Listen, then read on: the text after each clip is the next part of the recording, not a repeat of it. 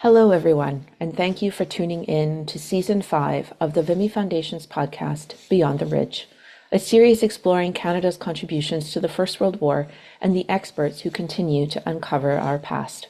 My name is Caitlin Bailey, and I am the Executive Director of the Vimy Foundation. Our guest today is Dr. Matthew Leonard. Dr. Leonard is an archaeologist and an anthropologist of modern conflict and a postdoctoral researcher at Birkbeck, University of London. His doctoral work at the University of Bristol examined the subterranean landscapes of the Western Front, and his research continues to explore how people engage with the physical and ecological legacies of modern war. He is the chairman of the Durand Group and the editor-in-chief of the Western Front Association's journal Stand To.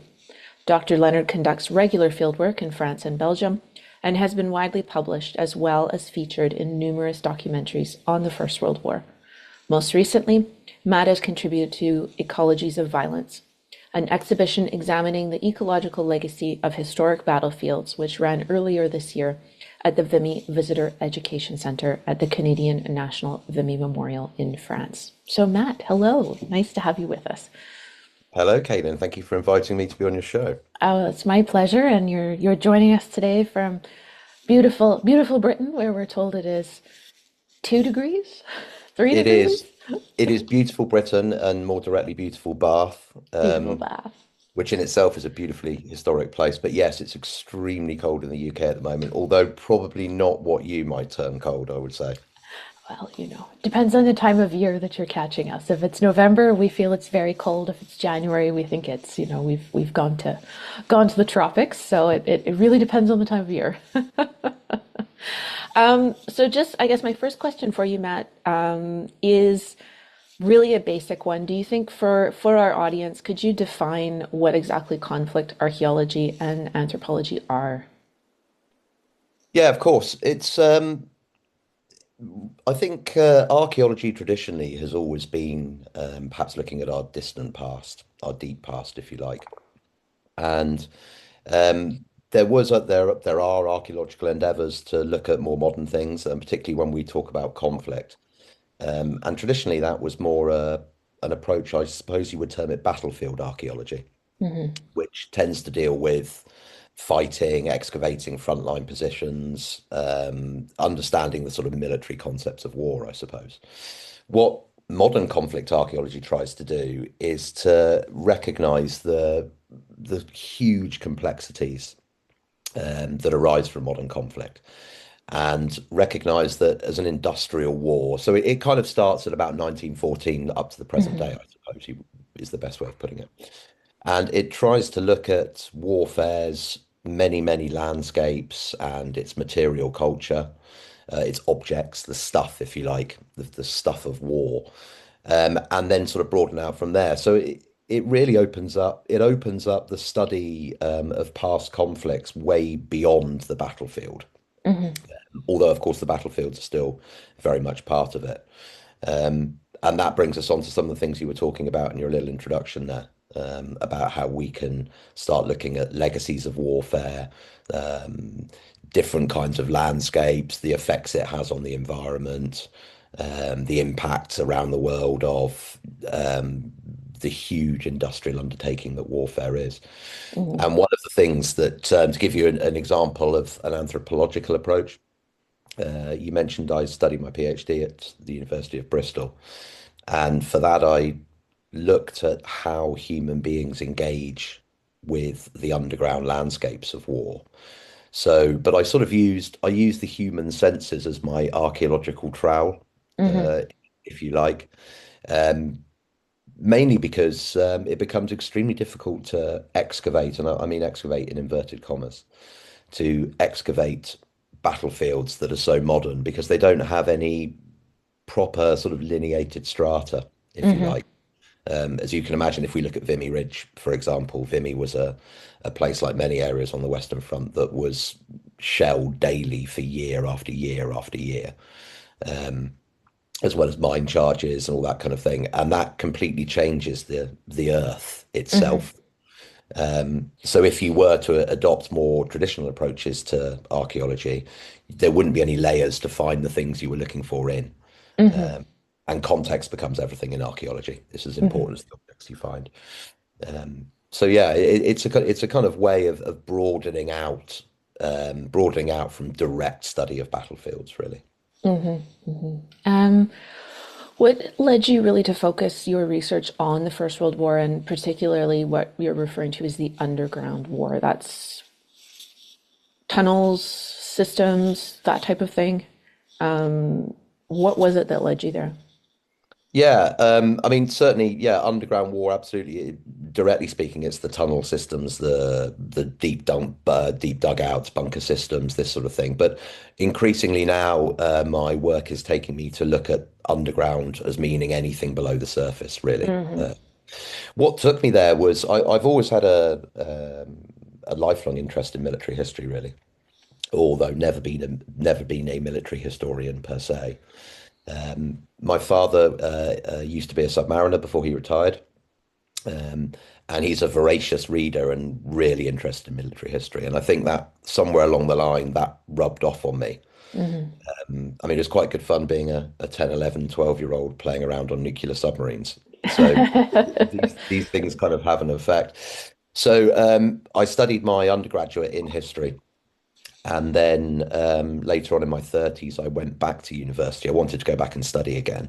And I did actually look for a military history course that I could do. But I came across a modern conflict archaeology master's degree. Um, and that focused a lot on the First World War. Hmm. The professor that ran it was Professor Nicholas Saunders, who's hugely respected in the field and a real pioneer of that discipline. And he's very interested in the First World War. So that really helped. I think probably the First World War in general. My father, again, when I was quite young, told me the story of Noel Chavez, the Hmm. double Victoria Cross winner, and I think that really had an impact on me at a young age, and it sparked this interest in the First World War. So I did that. I then went on, decided I'd like to go and do my doctorate after that, and I was originally going to try and study the nine or so martyr villages around Verdun, Hmm. which were villages during the First World War that were completely destroyed, Hmm. never rebuilt after the war. And they're fantastically interesting places from an archaeological perspective. Hmm. But just before I did that, I was lucky enough to have a lecture from two people in the Durand Group, who I hadn't come across before. They already knew Professor Saunders. And we had a very interesting lecture off them right at the end of my master's degree and an open invite for any of the students to go out and do some work with them.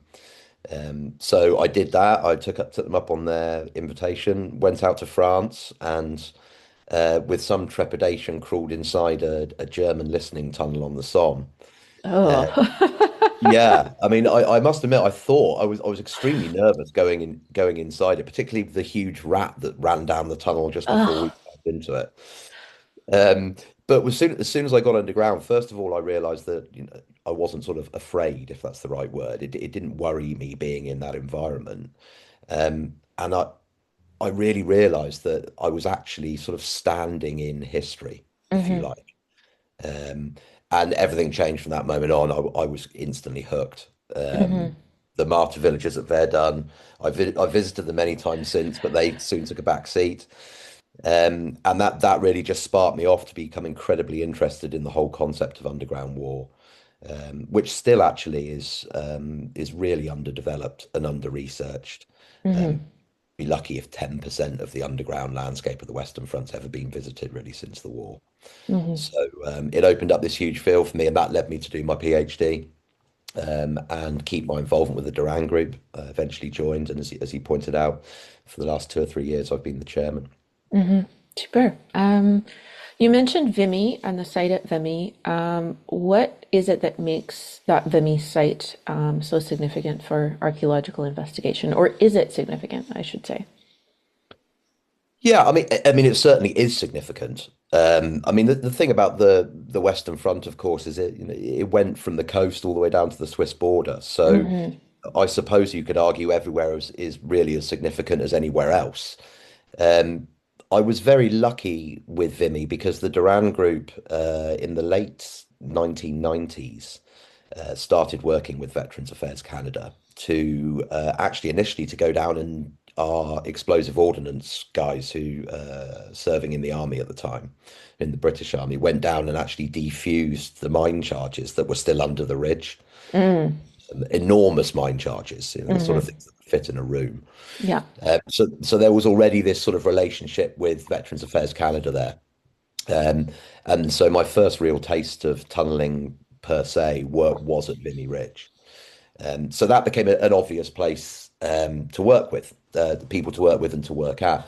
In in terms of how special it is, I mean it's it's many things, Vimy Ridge. Hmm. It's that's what makes it so fascinating. It's obviously a site of extreme national importance to Canadians. Indeed, the saying goes that, as I'm sure you know, that Canada was born on those slopes in April 1917. That So is what they say.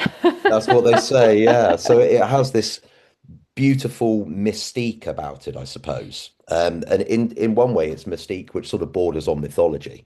Uh, Hmm. so I find that in itself very interesting.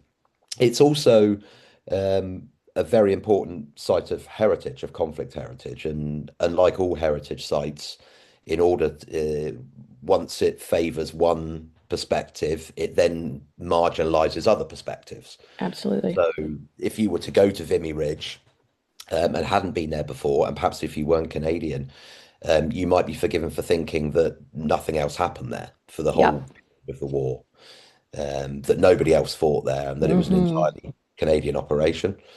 And of course, this is all part of the difficulties with heritage, just in general. But as well as being a landscape of national importance, it's also a memorial site. It's a mortuary landscape. There are several Hmm. cemeteries there. Um, it's a preserved piece of battlefield as well, which is quite important on the Western Front because these surface battlefields increasingly are disappearing. Hmm. Uh, they're being reclaimed. Um, so it has all of these things to it, and then of course, really interestingly, right next to the memorial site where the preserved trench systems are, very near the education centre, is a section of Zone Rouge or Red Zone, Hmm. uh, which is an area of the Western Front which was deemed in 1918 and just afterwards to not be salvageable, Yes. essentially. Hmm. So it remains largely uncleared of war waste, explosives, that sort of thing. So you have this beautiful sort of mosaic of landscapes all on top of each other, all Hmm. contesting for space, competing for attention, I suppose. Hmm. So so yeah, I mean, from an archaeological perspective, you have this wonderful, almost like an onion. If you think of it like that, it's just layer upon layer upon layer of the past and the present and the future. Hmm. And all of that, I must say, actually, all of that has been hugely aided by Veterans Affairs Canada, by Hmm. their open-mindedness, their willingness to look at the site from different perspectives, and to work closely with the Durand Group, and I suppose through, by extension, my own work there. Hmm. So all of these things coalesce together to make it a very important site. It's also, of course, the Battle of Vimy Ridge was part of the Battle of Arras, Hmm. so it was one aspect of a much larger operation. And indeed, Vimy is only one small part of a much wider landscape involved in both of those battles, if you like. So it Hmm. stretches right back past Nivelles and Vast and up, I suppose, to Notre Dame de Lorette and to Hmm. Taillouse and Souchez, etc. on the other side. So Hmm. it's a wonderful place to be able to work as a conflict archaeologist. It has all the main ingredients that contribute towards sort of successful research. Hmm. Um, so you're talking about subterranean landscapes. I'm wondering, how do the tunnels, the dugouts, the underground spaces change the way that we understand the experiences of the soldiers of the First World War? Yeah, I mean, this, I think our history of the First World War, I suppose, it's about big battles. Mm. And those big battles normally involve, I suppose, grainy black and white images of soldiers meekly walking across the front lines, and Hmm. we have all these visions of this sort of, grand armies moving across the surface, and etc. But really, when we talk about the First World War, we really should think about the whole thing is really underground, in inverted commas. To be on the surface on the front lines of the Western Front meant virtual certain death. Yes. So everybody, of course, embeds themselves in trench systems, which are defensive primarily, and trench systems put you in the ground, right? Hmm. You're underground already there. Hmm. And I think perhaps that notion, we all know about trenches in the First World War, but that notion that actually it flipped what people would have historically thought of battlefields as Hmm. being on the surface to being underground.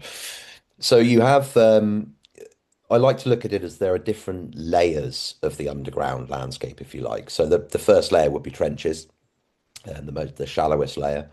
You'll then go down into things like dugouts, and bunker systems, Hmm. and the underground bunker systems. You then have another layer, which would be tunnels, which we would call subway tunnels. Hmm. So So, transport tunnels. yeah, absolutely. So for the movement of men Hmm. supplies or people supplies, they're used for medical evacuation, that Hmm. sort of thing. And then deeper still, you have what we would term the fighting tunnels. Yes. And these tend to be a lot deeper. They're a lot smaller in size. Hmm. And they were really used to kind of not only protect those your frontline positions from the enemy doing similar things, but also used to go and sort of take the war to the enemy, if you like. And this Hmm. is happening on both sides. It's not a Hmm. one-sided.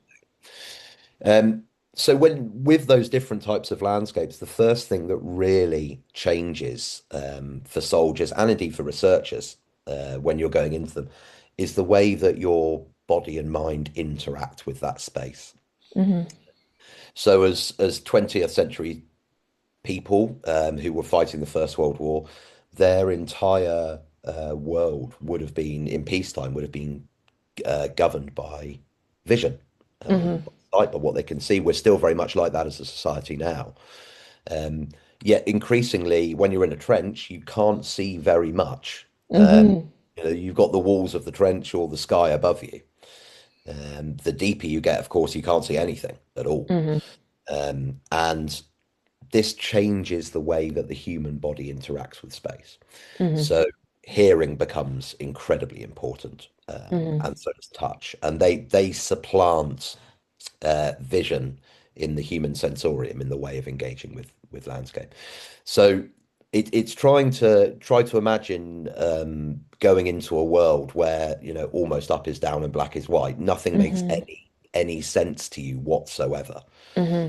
And actually, there is, I suppose, a theory that human beings shouldn't really be able to operate in those spaces at all. Hmm. Uh, they're just completely an alien. They're an anathema to the human way of navigating the environment. So those things become very, very interesting, and we start noticing this when we're underground. So it's quite common to see things written on the walls of tunnels. Yes. Uh, Dig here, listen here, be quiet Hmm. here, etc. And indeed, some of the work that Durand Group's done up at Vimy Ridge, we've had a team in a British tunnel and a team in a German tunnel opposite, and been able to sing to each other through the walls. Wow. So very, very close. Very close. And of course, that massively amplifies this importance of sound, right? Hmm. When you're on the surface and in a trench, it doesn't really matter how much noise you make. Everybody knows where that trench is, and Hmm. anyway, there's the cacophony of sound on the surface. Hmm. When you're underground, the slightest noise, especially in the deep fighting tunnels, Yeah. when you're a meter away from your enemy, the slightest noise is a matter of life and death. Hmm. So I look to really expand these ideas in my own research, at least initially for my doctoral work, and just try and understand what it would be like from that perspective. Hmm. I'm also aided as well, as I mentioned earlier, about the idea of almost being in history when you're inside these tunnel systems. Several of the ones we've opened up probably are the first people in it since the war. Hmm. and so they haven't been changed at all. They're like they were. And of course, when I'm underground with my colleagues, that there isn't anybody trying to actively kill us. So of course that's an important thing to remember. But other than that, we suffer many of the same privations and the same experiences as the people that we research. Hmm. Low oxygen, very sometimes very little lighting. We keep very close together when we're working down there. You find yourself a lot reaching for the tunnel walls. You know, Hmm. it's a way of kind of anchoring the human body in space that doesn't make sense to it. Hmm. Uh, so we really do, it's a real way of getting, I suppose, getting as close as you can to that experience. Hmm. And it makes it unique in terms of conflict archaeology because you know being on the surface is completely different to how it would have been during the war. Hmm. Absolutely. I think I mean, one of my early introductions to the First World War was actually a book by Sebastian Fox called Birdsong. And the Mm. whole second half of the book, for people who don't know about it, takes place in a fighting tunnel system. And listening to the tapping through the walls, and then the main character, to spoil the book, is trapped in the tunnel system at the end, at the very last days of the war. And I just remember that being such a wild, wild book to Yeah. read because of this completely different perspective on what the First World War was, and what it meant to be down there, living your life down there, and as you say, the sounds and the danger in the fighting tunnels, and the relationships that ended up being developed between the people on both sides of these fighting tunnels, of are they going to avoid each other or come toward each other, and at what point are they underneath or above, and who are they underneath, and all of that kind of stuff. That's just really well captured, I think, in the book, in terms of the psychological landscape of this, where the entire last part of the book is a single person underground in a space where he can barely turn around, and it's just it's yeah, very claustrophobic. I hate tiny spaces, so Yeah, it's you probably wouldn't like it. no, I have been down in the Wellington Quarry Tunnel system, which of course has been very put together in the city of Arras for as an interpretive space. And I have to say, like, that was very, by the end of it, I needed to be outside. I needed sun, and I needed to know what was up and what was down, because I didn't know where I was. I didn't know what my whole sense of direction was gone. It was very disorienting. So yeah, it's not. I am not someone who should be going into a German tunnel with a bunch of rats. I can tell you that's not where I should be. No, no, absolutely. I mean, you make a very actually interesting point there with the tapping. I mean, and additionally, Birdsong's a fantastic book, absolutely fantastic book. I read it way before I came across any tunnels for real, and it had a very similar impact on me actually. Yeah, yeah. Um, but you do make an interesting point. I mean, I think one of the things that people perhaps get a bit confused about with tunneling is they think it's predominantly an offensive Hmm. endeavor. But it's really not. Tunneling started as a defensive thing. Hmm. I mean, if you can imagine, if you want, from a military perspective, if you want your soldiers to stand in tunnels, stand in trenches and face the enemy, they aren't going to be able to do that if they can hear below them Hmm. tapping Exactly, of somebody else.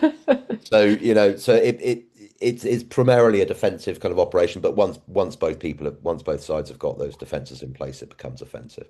Hmm. But yes, it can be extremely claustrophobic, and not only that, but of course these tunnel systems are full of war waste and detritus, everything from piles of rusting metal to excuse me, to artillery shells, Hmm. small arms, you know, grenades, huge mine charges.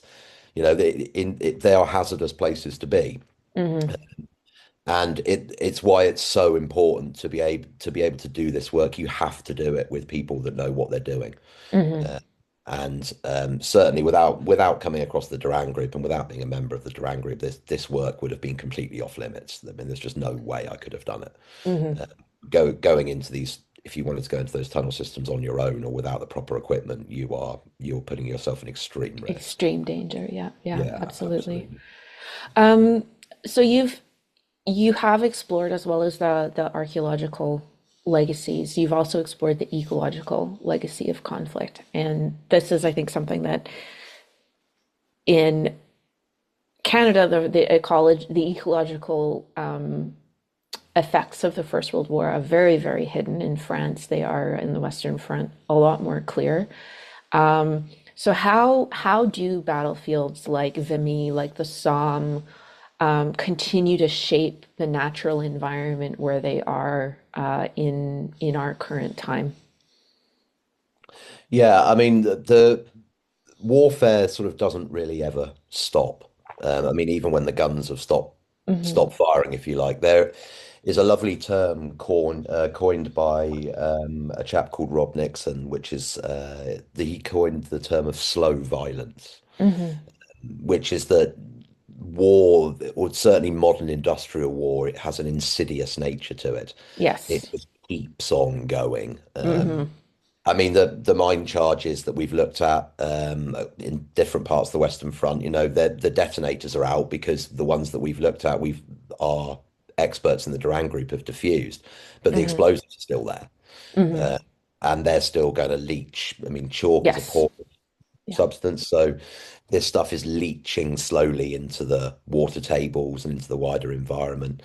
I think perhaps a good way to talk about this would be to refer back to, as you mentioned at the beginning, I've been involved in a postdoctoral project for the last couple of years. Um, and specifically, that was called, the title of the project was Ecologies of Violence, Hmm. Heritage and Conflict in More Than Human Worlds. Hmm. And this was a very large project funded by the UKRI and led by a colleague of mine, Dr. Esther Breithoff. And largely, the main point of the project was to explore how armed conflict and state violence shapes people and the environment. Hmm. And to do that, we sort of coalesce around this idea of violent ecologies. And this is a sort of concept that examines how human beings and the more than human, which is a lovely phrase. And really what that means is animals, Hmm. organisms, but also soil, water, metal, the weather, the different aspects of the world, how these all coalesce together and entangle and mix up to create these violent sort of ecologies that become a very lasting form of heritage. Hmm. Um, so we looked at one of the things we looked at was the red zone Hmm. section of this. My colleague Esther has been working in Laos and Paraguay, Hmm. uh, looking at the effects of warfare over there. My role in the project was to look at the red zone at Vimy Ridge, Hmm. and very quickly you can see the dividing line between Vimy's Memorial Park and the red zone section of the forest is really a very or a fairly flimsy low-level fence. Yes, the famous electric fence that says "Do not Yes, walk." yes, exactly, exactly. Um, and it's very strange you have these two worlds next to each other because, of Hmm. course, one of the issues with heritage sites is they have to be safe for people to visit. Yes. They have to be appealing for people to visit as well. And I've always thought that the Vimy site in particular ticks both those boxes. It's beautifully kind of manicured and beautifully looked after. It is a wonderful place to go, and it's a lovely place to learn about history and Canadian history. But of course, it's also to a degree sanitized. Hmm. And yet, just across the way, that everybody who visits it can see the forest that's there. Hmm. Yet that forest sort of hides all the ugly stuff, Hmm. all the realities of war. Rather than shiny, beautiful, neatly arranged Portland stone, headstones in cemeteries, Hmm. there are still undoubtedly human remains in there, I'd imagine. Hmm. And so you have this kind of environment where it looks as if nature has recovered But it from. actually hasn't. No, there's no recovery. Nature does not recover from industrialized warfare. Hmm. It comes back, but it comes back as something else Yes. entirely. Yeah. Um, and I think that that's sort of a much wider point, which the project looked at, and it's also something which increasingly is interesting me from the perspective of underground war. So, as I mentioned to you already, there's these places are full of war waste and detritus, which is Hmm. leaking into the ground, and of course things like the onset of increasingly a changing climate is going to affect these places as well. So floods, for Hmm. example, is going to impact stuff underground. Also, more directly on the surface, forest fires, these sort of Hmm. things. I mean, I know, for example, around Verdun, there are pre-dug fire breaks through the red zone forests down there, just in case the worst happened. Hmm. And with tunnel systems, what you're finding is that there's a degree of entropic decay, right? I mean, these Hmm. things are collapsing, Hmm. uh, and that isn't going to stop. So as they collapse, the roof of the tunnel systems are collapsing, which is reducing the space between the ceiling of the tunnel and the surface. Hmm. And that's starting to affect more and more agriculture. Hmm. Farmers are falling in. It's not uncommon for people's gardens to disappear. Yes. You've also have things like big infrastructure projects get affected by it hugely. Yeah. I was in a gentleman who lives in Neuville-Saint-Vaast, not far from Vimy, and I was in talking to him and in his basement with him earlier in the summer, and his basement clearly has two, if not three, bricked up tunnel entrances in it Mm. from the war, where Neuville-Saint-Vaast was flattened, and a lot of the Hmm. basements were all connected with tunnels. So you have it, this violence on the landscape that was brought about by the war is still taking its revenge. Might be a little bit corny, but it's almost as if it is. Hmm. It's a continuing violence, a continuing problem, and it impacts on the well-being and the health of people that live and have to live with Hmm. this ongoing problem. I mean, what actually happens is when I speak to a lot of people, local residents around Vimy, it's so clear that it's become the norm, Yes, that living with absolutely. these, yeah, and which is It's what you crazy. do.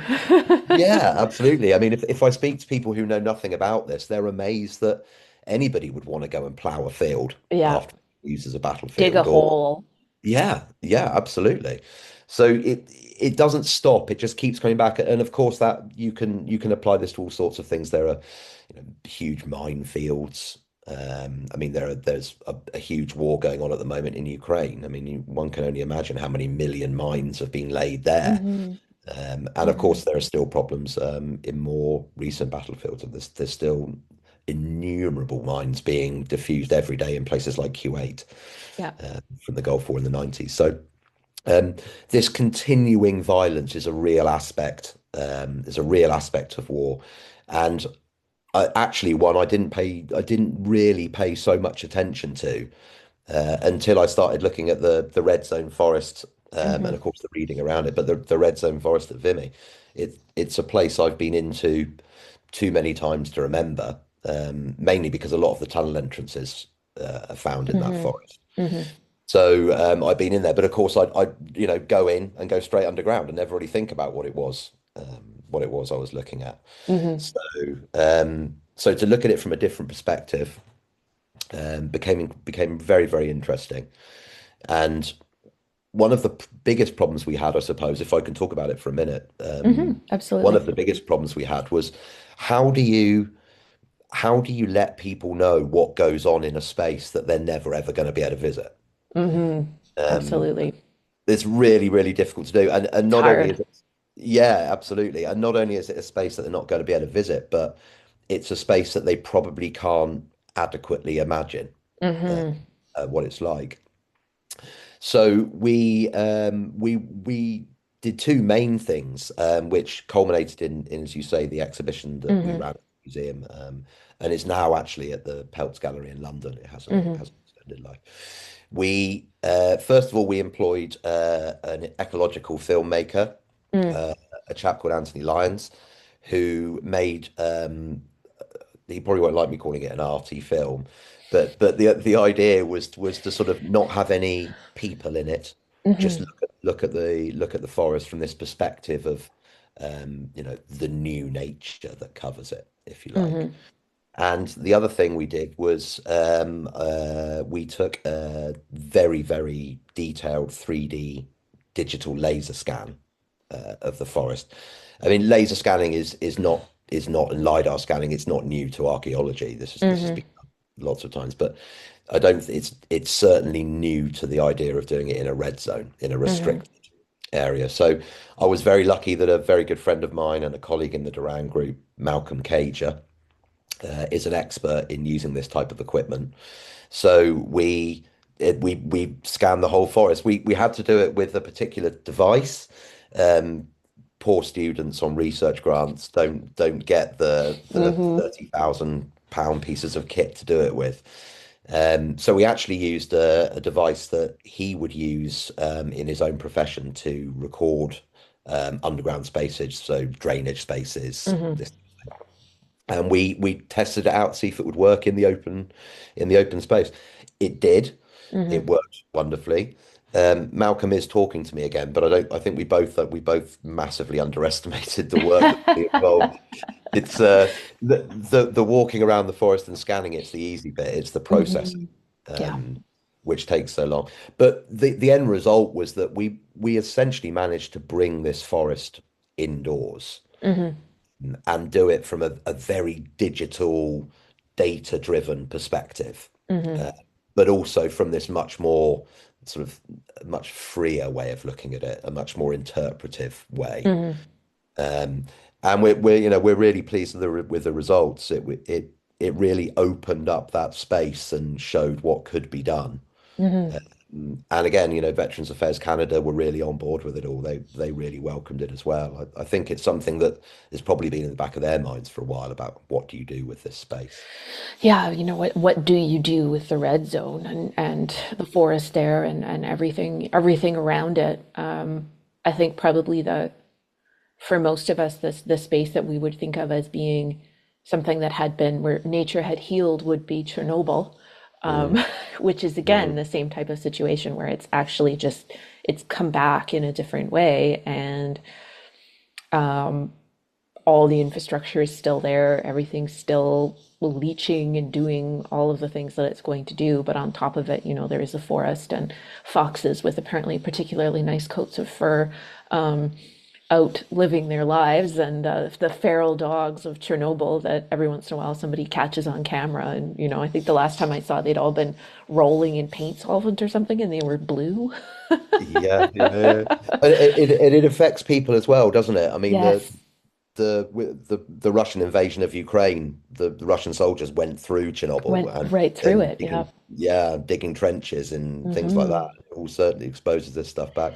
Yeah. I mean, they also as well, it's interesting that you mentioned about um, the wildlife because as we've established, it doesn't grow back. It's something different. Yes. But they also become these places become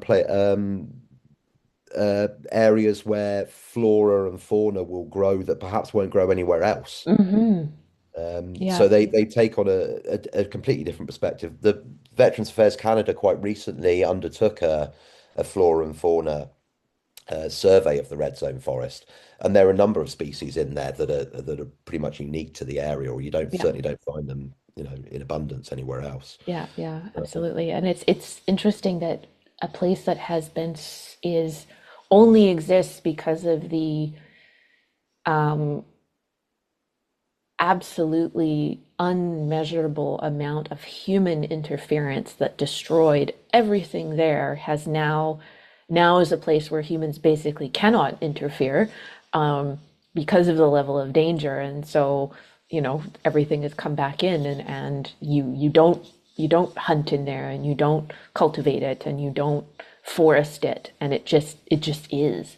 And it's Mm, it's interesting, in an area like northern France where so much of the area is populated and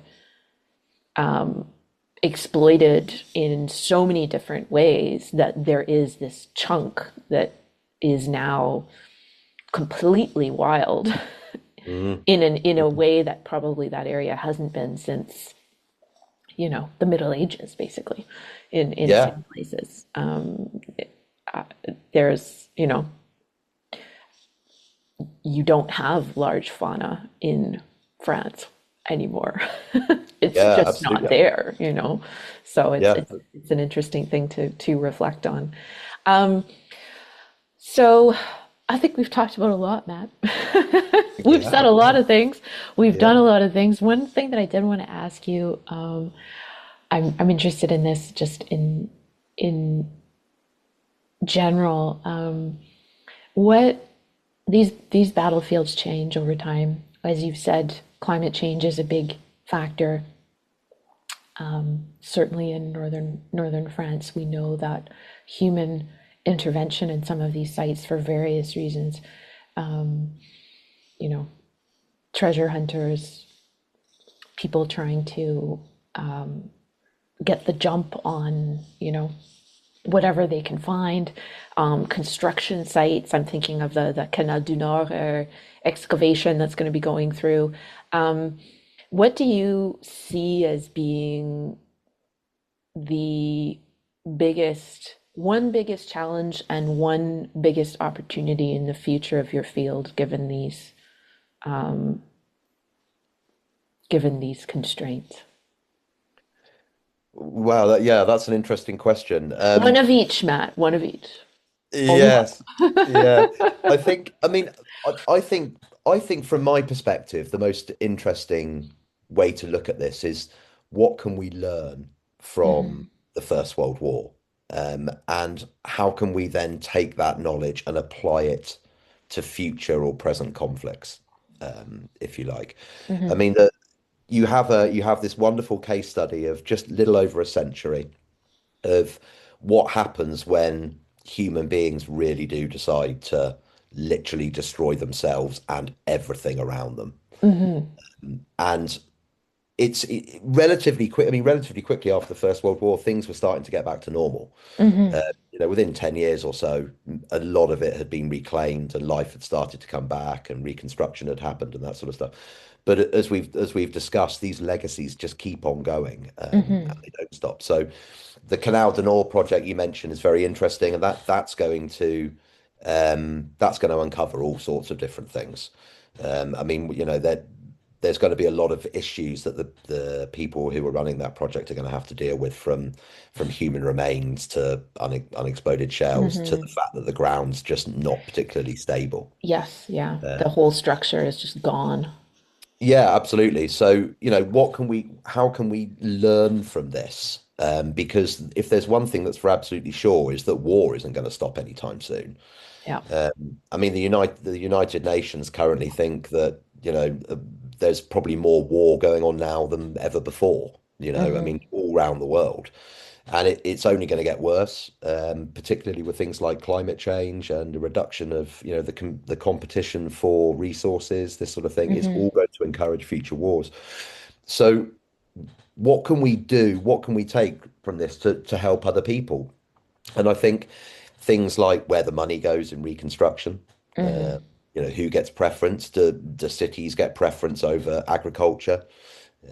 Where do villages come in and all this sort of stuff? Hmm. And we can see it in France, even with brand new buildings being built in areas along the Western Front, and within a few years, bits of it start collapsing, or the ground goes into an old Yes. dugout system. Yeah. Uh, so being prepared for what comes in the future by learning from the past, I think, is going to be a very important thing that we can do. Hmm. Uh, and also, I suppose, just realizing the power that we wield as human beings. We think that we're the only show in town, right? We fight these wars and we use all of this destructive power. And really, what happens in the end is that human beings aren't really in charge of much. We're just one part of a huge ecosystem that Hmm. makes up the world. So the idea of looking a bit more at this idea of the more than human or the other than Hmm. human, so that we can put people, um, I was going to say put people in their place, but but put people in a kind of within a wider, a wider aspect, within a wider Hmm. field, if you like, and recognize that with warfare, it isn't just a case of looking after people or helping people recover. It goes far, far, far beyond that. And if you ignore that, the repercussions are going to come down the line. You're not going to be Hmm. able to avoid it. So I do hope that we can start looking at this, and I think the people of northern France who currently live along the old Western Front are going to be central to that endeavor. Hmm. They have a huge amount of generational knowledge on living with the after effects of war. Um, and that's going to be really interesting to try and find that stuff out. Hopefully, that's all part of future research plans. We'll have to wait and see. Thank you, Matt. Thank you for joining us. It's been an absolute pleasure. Yeah, my pleasure too. Thank you, Caleb. To have a discussion about this. And thank you also to our listeners for joining us for this season 5 of Beyond the Ridge. We're asking you to stay tuned as we continue to explore, uncover, and share the stories that shape and we hope even change our understanding and our audience's understanding of Canada and the First World War.